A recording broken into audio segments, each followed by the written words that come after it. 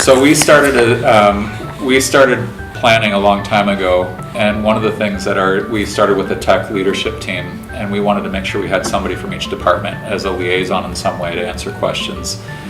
And that group really wanted to have the devices across the board at all three levels as soon as possible to give as much time for the students to experience them, the teachers to experience them. So we're kind of viewing the rest of this year as sort of an experimentation time, if you will.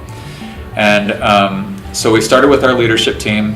As we began talking about plans, we would meet fairly frequently, and one thing we learned from Wes was we created a Google Doc that had basically a question column and an answer column. And that was actually really beneficial, because when we talk about things at the staff meeting, we tried to make it very apparent that none of us had done this before. So none of us knew what we didn't know or what problems that we were going to expect. So it was sort of like, you think of things like, well, are we going to check out the chargers or not? Which we decided not to do. But those are something like that you might not think about, but one of your history teachers might think about it. So we created a document basically for anybody to put any questions at any time, as sort of, here are some little things that we're thinking about related to the devices themselves, how we use them, can they use them outside, anything. And that was a way to get all the questions out in the open. And if we didn't know the answer, we didn't know the answer, but at least it put it on our radar that that was something people were thinking about. So that was very helpful. We just a Google Doc, simple 2 columns. People add another row when they're ready, and then we had a few people from our leadership team that were responding to that. One other helpful thing, and I think Spurgeon's done this as well, but we created a student tech squad, and we've rolled out at all 3 grade levels, but we've decided to have 2 phases of our rollout. So our first phase is actually not taking the devices home, but through like a homeroom period. They'd come in the morning, first period, pick up their devices and keep them throughout the day. And then at the end of the day, after 6th period, come back to first period and put the devices away and then lock them back up.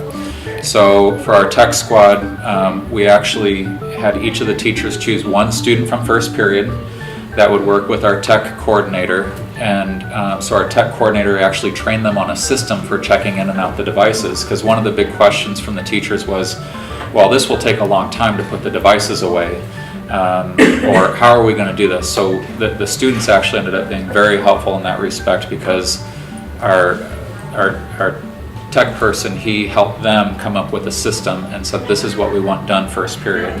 Certainly a teacher could change the system if they wanted to, but at least it was a starting point, and the students would know the system that they came in with the carts. So that's been a big thing. So basically our tech meets with these students once a week on Tuesdays during lunch. It's sort of like a club, so they talk about other things, you know, separate from just checking in and out of devices. The other big piece, which Spurgeon touched quite a bit on, was teacher professional development. And I think we're definitely have a lot of the same things happening.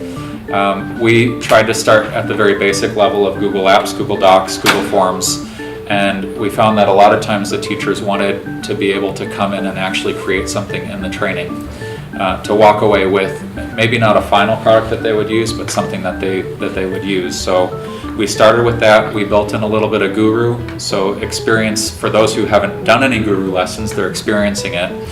And also a lot of the internal things that we're doing as a school, such as teacher request forms for what they want to teach next year, interest forms, all of those things we're trying to start to put on Google Docs, Google Forms, etc. So that way it's sort of like the whole school's moving in this direction, and not only are teachers doing it, but admin's trying to include these things as well. So we're experimenting as well. At our staff meetings essentially are now breakout sessions. So we have a PD team that's leading different breakout sessions by choice, that teachers would say, well, I want to go learn about this, or I want to learn about that. So we have rigor and relevance using Google Forms, Google Docs, and putting your lessons in there. We have things like SAMR and how do we make the most use instructionally of our technology. And that's been beneficial because people are able to kind of self-select where they want to go and what they want to learn about. But it all does build in, a lot of those things have built in Guru and Google. And And we're also working on a resource sheet of some guru lessons that we have. So if I didn't get to see this thing that was at the staff meeting at one of the breakout sessions, now I can go and at another time go and look and go through it. So that's a work in progress right now. We actually haven't even shared it with our staff yet, but our PD team is working on that.